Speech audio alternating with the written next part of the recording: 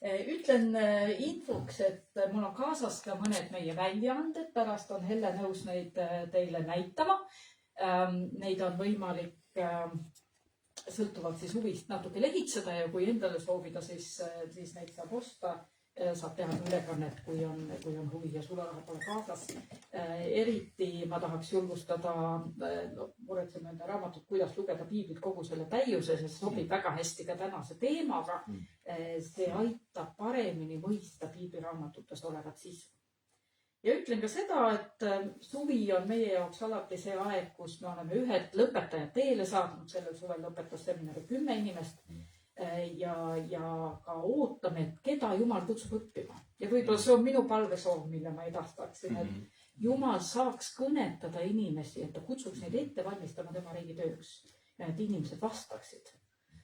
Meil on bakalaureuse magistriõpe ja meil on piiblikool nii e-vormis kui kohapeal käimistega, siis üks laupäev kuus ja lisaks veel väga palju muid võimalusi. Nii et kellel on huvi ja kes ei ole tuttav, siis meie kodulehekülg on kus.kogudused.ee, kus saab rohkem infot. Aga kui teil on huvi ükskõik millega seotud seminari töö vastu, siis ma olen pärast siin ja vastan hea meelega küsimustele. Kui ma Ristoga kontakti võtsin ja ütlesin, et ma ei ole kunagi Sooli valguskoguduses käinud, ma kuulun ka meie koguduse liidu juhatusse, mõtlesin, et ma ikkagi tahaks kõik kogudused kuidagi külastada, siis Risto ütles, et sa võid tulla ja ma annan sulle teema, millal ma tahaks, et sa räägid. Nüüd see teema on selline, et ta on natuke võib-olla rohkem loengulik kui jutluselik, aga ta on küsimus, millele sobib väga hästi ka Jumala teenuste käigus vastata. Ja see küsimus oli siis selline, et miks on oluline tunda piiblit, kui on olemas nii palju häid jutluseid ja jutlustajaid. Ma ei tea, kas teie olete seda küsimust enda käest küsinud, aga ma arvan, et see on väga hea küsimus. Muidugi seda on natuke paradoksaalne isegi siin vastama hakata jutluse vormis, eks ole, et võiks öelda, et lähme kõik koju ja uurime ise oma piiblit. Aga ma ei tahaks täna mitte selle nurga alt küsida, et miks pole vaja jutlustajaid, vaid selle nurga, et miks me peaksime tundma paremini piiblit. Ja ma arvan, et see on pigem selline positiivne lähenemine, mis ei tee kuidagi tühjaks seda, et meid õpetatakse, pühakirja sõnu jutlustatakse, vaid seda, et sellel lisaks on väga tähtis, et me tekib isiklik suhe piibliga. Tahaksin kohe siin alguses veel öelda ka seda, et tegelikult ka piibli lugemine ise ei ole eesmärk omaette, vaid piibel aitab meil Jumalat paremini tundma õppida, aitab süvendada meie suhet Jeesusega, tema järgijatena ja elada tema tahtmises ja muutuda üha enam tema sarnaseks. Et piibelgi, nii nagu ka jutlused, nii ka piibli lugemine iseenesest on viis, kuidas me Jumalale lähemale kasvame ja kuidas me Jeesust paremini järgime. Ja kui ma neid tänaseid mõtteid kokku võtan, siis ma tahaks just sinnamaani jõuda ja sellest mõne sõna rääkida. Aga tooksin mõned põhjused, miks mina arvan, et on vaja ka ise piiblit tunda. Ja siis ütleksin mõne sõna selle kohta, et millised on minu meelest need jutlused, mida võiks nimetada headeks jutlusteks, mis aitavad piiblit ka paremini ise tundma õppida. Ja siis viimaks jõuaksin selle kõige olulisema Jumala süveneva suhte juurde. Kõige esimese põhjusena sain ma inspiratsiooni selle suve alguses. Me käisime meie kooli esindajatega ja mõningate kooli sõpradega Roomas. See oli selline õppereis, vaatasime antiikset Roomat, kõndisime neid teekondi, kus me arvame ka, et apostel Paulus käis ja võimalik, et ka Peetrus, külastasime tervet hulka ilusaid kirikuid. Aga läksime külla ka selle piirkonna eripärasele kirikule, siis Itaalias on Valdeslaste kirik. Ma ei tea, kas te üldse seda nime olete kuulnud, aga see Valdeslaste näol on tegemist siis 12. sajandil juba alguse saanud liikumisega, küll Lyonist Prantsusmaal, kus Peeter Valdo, kellest see nimi ka tuleb, hakkas seisma selle eest, et iga kristlane võiks ise lugeda ja ka ise teistele väljendada, mis on piibli sõnum. Ja seal oli mitmeid punkte veel, ka näiteks see, et et igal kristlasel on ka oma moraalne vastutus, aga see, et iga kristlane tohib kuulutada evangeeliumi, oli see, mille eest nemad seisid. Ja ma kuulasin, kui nad rääkisid selles imeilusas suures valdeslaste kirikus sellest loost seal Rooma linnas ja mõtlesin, et ühelt poolt on see meile ju nii loomulik, et muidugi me kõik võime lugeda piiblit, me kõik võime selgitada teistele, mida me piiblist loeme. See on osa meie identiteedist vabakirikliku liikumisena või me ütleme koolis ka radikaalse reformatsiooni esindajatena. Aga katoliiklikus kontekstis ei olnud see sugugi nii enesestmõistetav.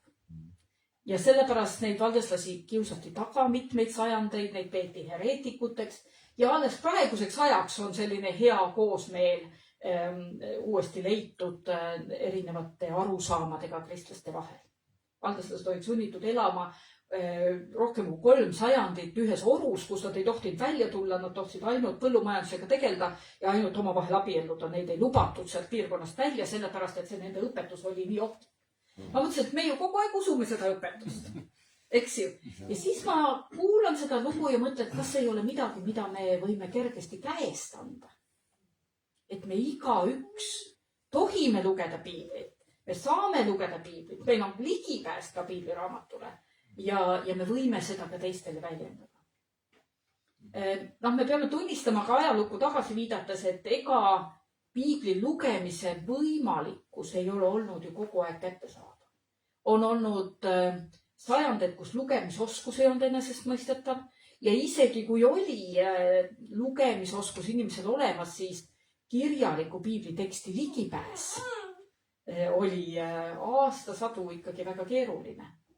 Ja sellepärast piibli sõnum esimesed sajandid leviski rohkem suulise kuulutuse kaudu ja siis oligi see teiste õpetuse või nende õpetuse kuulmine, kellel ligipääs oli tekstile, oli see viis, kuidas Jumalat tundma õpiti. Aga nüüd me elame juba sajandeid selles keskkonnas, kus me oskame lugeda ja Eestimaal ka juba väga kaua ei ole kellegi võimatu saada endale piibliraamatut, kuidas ta päriselt tahab. Nii et me ütleme, et me elame ajas, kus need võimalused, millest keegi on kannatanud, on meile nii kättesaadavad. Ja sellepärast esimene vastus sellele küsimuse, et miks on oluline tunda piiblit, kui on nii palju häid jutlustajaid, on see, et see on osa meie identiteedist, vabakirikliku liikumisega, baptistilise liikumisega, et me usume, et iga kristlasel on võime, õigus ja vastutus lugeda piiblit ja selle sõnumit edasi anda. Ja muidugi ka seda ellu rakendada. Jutlustajad, õpetajad, pastorid, kõnelejad aitavad meid loomulikult ka. Ja nende eripära on see, et Ristoki on meile koolilõpetaja, vilistlane, et nad on rohkem süvenenud sellesse, nad on rohkem uurinud seda ja sellepärast tasub häid jutlustajaid kindlasti kuulata. Aga see ei võta ära seda vastutust, et me ise teeme seda ka. See on õigus, mille eest on võidetud, mille eest on kannatatud ja mis kuulub meie DNA-sse. Me võiksime seda Risto sõnastatud küsimust parafraseerida ka natukene analoogiate kaudu. Ma ei tea, milline analoogia teile meelde tuleb, aga ma tooksin 3 mõtet, mis minule meelde tuli. Me võiksime küsida analoogilise küsimuse, et miks me peaks tegema ise kodus süüa, kui on nii palju häid restorane. Eks? Ja me siin Eestimaal ikkagi, me armastame kodus süüa teha, meil on väga loomulik ja me ütleme, et kodune toit on ka väärtus, aga piisab sellest, kui me teiselt poole maakera läheme, kus on suhteliselt harva esineb ka see, et hommikusööki kodus süüakse. Ja köökidest on raamatukogud tehtud, kuigi vist mitte sellepärast, et nii hirmus palju raamatuid loetakse, aga midagi peab nende riiulitele panema, kui enam seal nagu söögi tegemise asju pole. See on võib-olla teine äärmus. Aga kui me niiviisi küsime, siis ma usun, et me selliste kodutoidu usku eestlastena saame aru, et ükskõik kui palju on häid restorane, kodus tehtud toidul on ikkagi täiesti oma väärtus. Ja kui ta on veel siis oma aiamaalt saadud või ise metsast korjatud, siis seda enam. Teine analoogia võiks olla, et miks peaks õppima pillimängu, kui saab kuulata suurepäraseid orkestreid. Ma ei tea, kuidas teiega on, aga minu jaoks kontsertitel käimine on üks puhkamise viis ja ma teen seda isegi üksi, kui on vaja. Kui on hea kontsert ja ma ei leia kaaslast, siis ma lähen ise ja küllap meil on igaühel oma žanrid, mida me armastame. Aga ma olen ka õppinud pillimängu ja ma olen pärast mõelnud, või nüüd viimasel ajal mõelnud, et kas mitte just see, et ma suhteliselt keskpäraselt, ma pigem alla keskmist mängin flööti ja saan hakkama natuke ka klaverimänguga, olen õppinud noodist lugema ja laulma. Kas see ei ole aidanud mul hakata hindama ka neid suurepäraseid orkestreid? Eks ole? Ja kuulama muusikalist fraasi, märkama erinevaid žanre. Ja tegelikult oma 30 aastat tagasi panustasime ka meie Koostöö Liidu lauliku valmimisse, kus on kõik need asjad, mida Jumal saab kasutada, kui me mingi anni omale nagu omaseks teeme. Kolmas analoogia on, miks minna ise reisile, kui saab vaadata teiste filme reisidest. Ma ei tea, kas teil on mõni koht, kuhu te tahaksite veel reisida. Mina olen mõelnud, ma tahaks seal Peruus ära käia, et see on võib-olla see koht, kus ma ei ole veel käinud, aga midagi juhtu, kui elu saab enne otsa, kui ma sinna jõuan.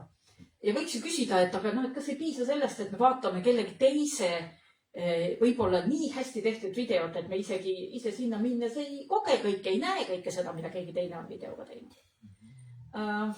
Aga siis me ei tunne ka kuumust või jahedust, me ei tunne mäkkeronimise vaeva, me ei tunne maitseid. Meil jääb ära terve hulk kogemusi, kui me vaatame kellegi teise poolt edasi. Ja ma usun, et te olete nagu sama meelt, et üks ei asenda teist. Kuigi on väga tore ja vahel aitab meie oma reisimisel kaasa, kui me kellegi teise videosid vaatame, eks ole.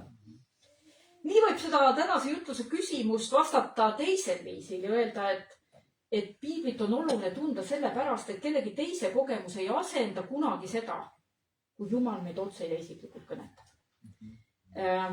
Ja piibel Jumala sõnana on selline raamat, mis ei ole lihtsalt raamat, vaid milles on ka Jumala vägi.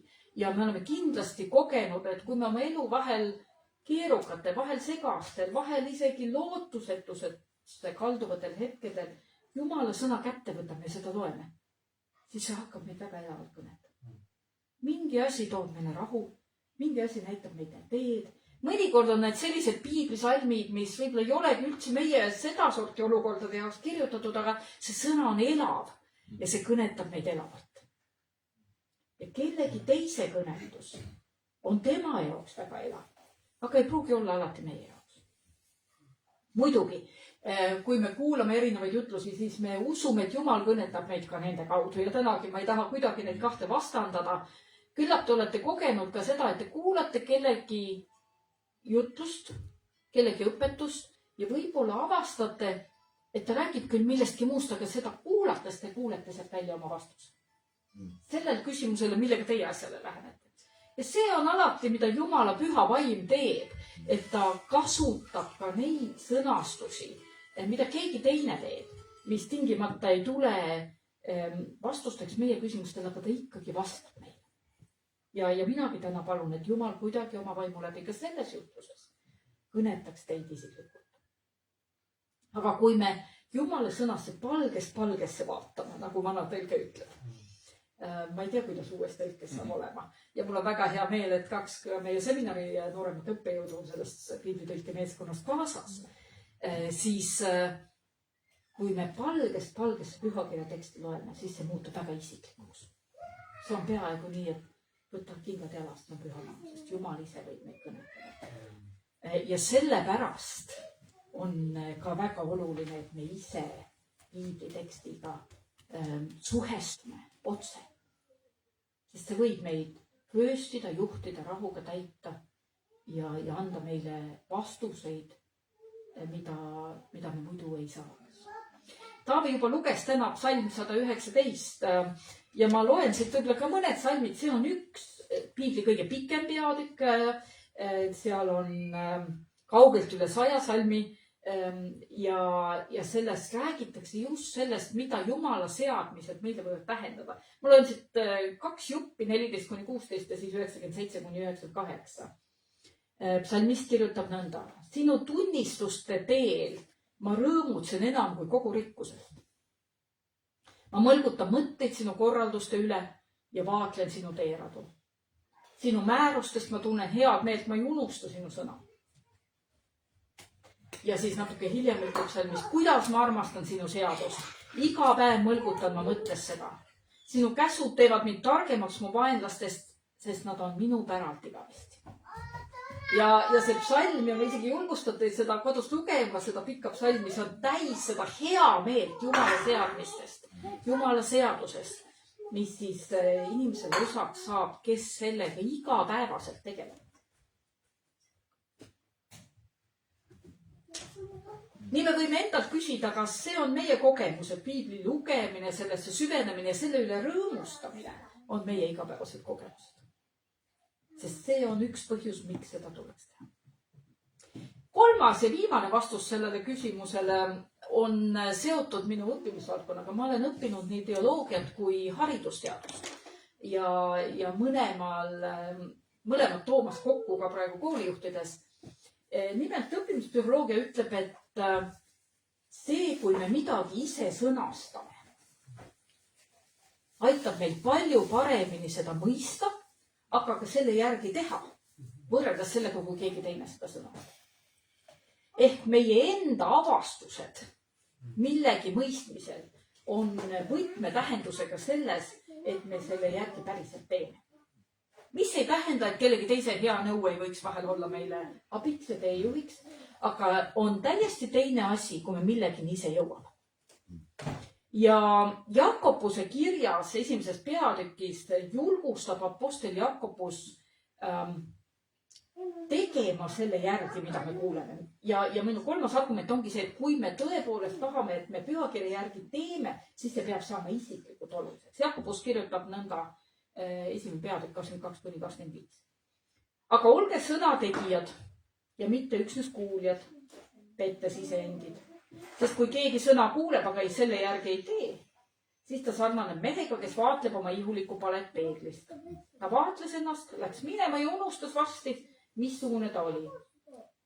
Kes on aga kummargil vaadanud vabaduse täiuslikku seadusesse ja sellesse ka jääb, ei ole unustav kuulja, vaid tegude tegija. See on õnnis oma tegemistes. Ja kuigi Jakobuse ajal mitte kõik ei saanud ise piiblit lugeda nii, nagu meie saame, siis ka siin ta ütleb, et me peame otse kui kummargil vaatama. Me ei tohiks unustada seda, mida me oleme märganud siis, kui me pühakirjas oleme ennast näinud. Ja sellepärast ise piiblit lugedes saame me küsida, Jumal, mida sa ootad, et just mina teen oma elu konkreetsetes olukordades? Ma usun, et mitmed meist on kogenud seda, et me läheme küsimusega piibli lugema. Võib-olla see on mõni praktiline küsimus, kas kuhugi minna või mitte, me otsime Jumala tahet. Võib-olla see on praktiline küsimus, kas midagi teha või mitte teha. Võib-olla see on elu suur küsimus, nagu küsimus, et kellega tuleks abielluda või kuhu tuleks õppima minna või kuhu Jumal meid kutsub edasi teda teenima. Ja kui me Jumala sõna uurime ja loeme, siis me võime saada sealt väga-väga isiklikke vastuseid, mille järgi me saame teha. Aga mõnikord võib see olla küsimus, mis paneb meid meelt parandama. Mõni asi, mida Jumal sõna ütleb, et minul on teinike, see ei olnud nüüd kõige parem, mis sa tegid. Proovi paremini, ma tulen sulle appi. Et piiblit on vaja lugeda ka sellepärast, et see toob meis kõige tõenäolisemalt kaasa elu muutuse. See muutub palju isiklikumaks, kui me seda ise teeme. Aga ma tahaksin siit minna edasi ja küsida, et kui me ikka jutlusi kuuleme ja mul on väga hea meel, et teie ka siin täna olete ja me saame koos mõtiskleda selle teema üle, siis need jutlused ja jutlustajad, mida me kuuleme, nende puhul on ka hea osata nagu hinnata, et millisel juhul me võiks öelda, et siin on nüüd tegemist hea jutluse või hea jutlustajaga. No, täna on siin nii tore väike grupp koos, et ma küsiksin teie käest, et mis te arvate, millised on head jutlustajad? Millised jutlused on need, mis teid aitavad ja kõnetavad? Mis neid iseloomustab? No minul on üks, kes on Allan Kroll, tema jutlused on täiesti täiesti ükskõik mis jutlust ma tema puhul kuulen, iga asi läheb mulle täpselt. See on minu. Jah. Usaldusväärsus ehk siis kontroll, allikas.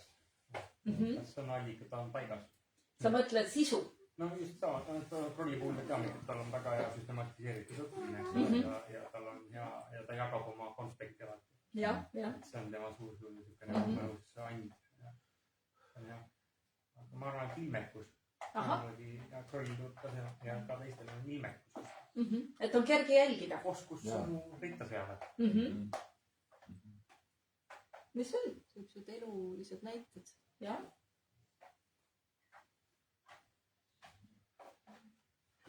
No võib veel mõningaid asju isegi öelda, võib öelda seda, et me näeme, et see inimene ise ka oma igapäevases elus elab seda, mida ta õpetab. No see on ka võib-olla osaliselt usaldusväärsuse küsimus. Võib-olla see, et seal on mõningad väljakutsed, mis panevad meid tegutsema. Võib-olla see, et me kogeme ja vahel lausa emotsionaalselt kogeme, et kedagi kuuletas Jumal oma vaimu läbi puudutab meie süda. Ja me oleme kindlasti sellega kogenud ja see on selline võib-olla raskelt, sinna ei ole hea kerge nagu näppu peale panna, aga me ütleme, et Jumal puudutas meid, kui me kedagi kuulsime. Aga ma tahaks täna öelda mõned asjad ka, kuidas jutlustajad võivad aidata meid selleks, et me oleksime ise paremad piibli uurijad. Ja mis on need jutlused? Ja ma mõned tunnused tooksin ette. Ma arvan, et head jutlused on sellised, mis õpetavad meid mõtlema, mis õpetavad meid küsima häid küsimusi, mis lihtsalt ei anna meile ette õigeid vastuseid ja mina olen täna siin natukene vales rollis, sellepärast, et ma püüan nii küsida kui vastata ühe korraga. Ja eriti oluline on see selles maailmas. Tegelikult ma imestan, et Risto ka seda küsimust ei küsinud, et miks meil on vaja tunda piiblit, kui on olemas tehisaru. Me elame tehisaru ajast. Ja sellepärast on väga oluline, et meil tekiks oma analüüsi ja kriitika meel. Nii teisi jutlusi kuulates, kui ka tehisarult vahel nõu küsides mingite piibli teemade osas. Ja head jutlused õpetavad meid hästi mõtlema Jumalast ja Jumala sõnast. Et meid ei oleks kerge eksitada igasuguses õpetuse tuules. Ja me teame, et maailm on täis kõikvõimalikke õpetusi ja mitte kõik neist ei ole head õpetused. Ma käisin eelmine nädal metsas ja mõtlesin, et korjasin mustikaid Maria kompainiga. Mõtlesin, et Maria kompain on nagu tehisaru, et igasugu prahti toob ja head asja toob ka kokku. Et me võime öelda, et tegelikult meil on häid töövahendid, aga me vajame seda oskust, et hinnata seda, mis on mari ja mis on praht. Eks ole, et selle vahet teha. Teine tunnus on see, et head jutlused annavad meile tööriistad, kuidas piiblit uurida. No ma toon siin mõned näited tööriistadest. Näiteks, et piiblit tuleb lugeda kogu terviku valgel, mitte lihtsalt üksikuid salme välja noppides. Vahel öeldakse niiviisi natukene huumoriga, et ma suudan kõik piiblisalmiga, mis on kontekstist välja rebitud.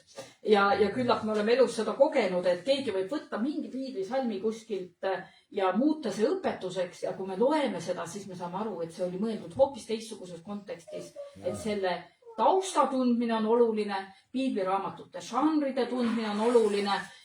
Kui me ütleme, et sa kudusid mind mu ema ihus, siis me ilmselt saame aru, et tegemist on metafooriga, et Jumal ei käinud vardad kuju käes, eks ole kuskil. Aga et kui sealt järgmisest reast võetakse ja öeldakse, et see on nüüd konkreetne asi, siis me ütleme, aga see on see sama žanr. Et piiblit lugeda niiviisi, et saada aru, et kas siin on tegemist luulega, kas siin on tegemist õpetussõnadega, kas siin on tegemist kellegi eluloo kirjeldusega, et ka see on osa tööriistadest, mis head jutlused meile piibli mõistmiseks annavad. Hea jutlustaja saab aru, kuidas tema taust teda ennast mõjutab. Ja me kõik oleme piiblit lugedes mõjutatud sellest oma eluloost. See kogudus, kus ma tulen, Tartu Salmi baptisti kogudus, meil on üks mees, kes aeg-ajalt piiblit õpetab, kes tuleb väga raskest lapsepõlvest. Ta tuleb alkohoolikute perest, ta tuleb trauma taustast. Ja iga kord, kui tema räägib, siis ta räägib kannatusest. Ja me võime aru saada, et inimese taust mõjutab seda, mida ta piiblist loeb, mida ta piiblist märkab, eks ole. Et ta märkab kohtupäeva, ta märkab patuteemasid ja see on aru saadav, et selline taust mõjutab inimest niiviisi. Aga head ütlused aitavad aru saada, kuidas meie taust mõjutab meie piibli lugemist. Ja seda, et me ise ka saame aru, kuidas meie taust mõjutab. Eks ole, see, millises keskkonnas meie kasvame, millises kiriklikus vaimulaadis me oleme, mida meie kogudused õpetavad, see kõik mõjutab meid. Ja viimaks, head jutlused jätavad pühale vaimule ruumi tegutseda. Seal on ruumi ja avarust mis ei ütle täpselt kõike ära, vaid jätab ruumi Jumala tegusele. Seal on ruumi küsimustele, seal on ruumi vaikusele, seal on ruumi mõtlemiseks. See otse kui avab värava ja kutsub sealt sisse astuma. Meie oma teoloogilise kooliga teeme tööd selle jaoks, et inimesed õpiksid niiviisi teistele Jumala sõna edasi andma. Et selles oleks häid töövahendeid, et selles oleks Jumalale ruumi jätmist ja et selles oleks sellist head ka hindamise mõtlemisoskust. Ja ma usun, et mitmes asjas võite minuga nõus olla, et selliseid jutlusi on alati väärt kuulata. Lisaks sellele, et me ise piibli kuulame. Aga viimaks, pole asi ju lõpuks mitte lihtsalt piibliraamatust, kuigi see on püha raamat ja Jumalast meile antud tema tundma õppimiseks, vaid ikka isiklikus suhtes Jumalaga. Ja piibel on see viis, kuidas see isiklik suhe Jumalaga võib tekkida, kasvada ja süveneda. Johannese evangeeliumi 15. peatükis salmid 7-11 on Jeesus oma sõnad kirja pannud, on Jeesuse sõnad kirja pandud, kus ta ütleb nõnda. Kui te jääte minusse ja minu sõnad jäävad teisse, siis paluge, mis te iganes tahate ning see sünnib teile. Selles on minu isa kirgastatud, et te kannate palju vilja ja saate minu jüngriteks. Nõnda nagu isa on armastanud mind, olen minagi armastanud teid. Jääge minu armastusse. Kui te peate minu käske, siis te jääte minu armastusse. Nõnda nagu mina olen pidanud oma isa käske ja jään tema armastusse. Seda ma olen teile rääkinud, et minu rõõm oleks teis ja teie rõõm saaks täielikuks. See piibli tundmine, millest tänase jutluse küsimus algas, mis selles tekstis on öeldud, Jeesus ütleb minu sõnad, kui te neid peate, kui te neist ei jääte, aitavad meil saada rohkem Jeesuse jüngriks, tema õpilaseks. Need on need viisid, kuidas me saame selle teele astuda, aga kuidas me saame selle teel ka edasi minna.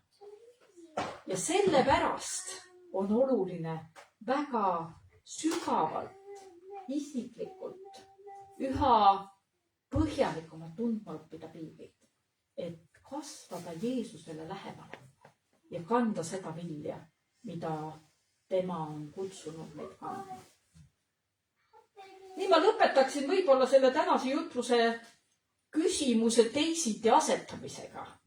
Selle asemel, et küsida, miks on oluline tunda piiblit, kui on olemas juba nii palju häid jutluseid ja jutlustajaid, küsiksin ma, miks on oluline tunda piiblit ja kuulata häid jutlustajaid. Mida sina arvad? Aamen.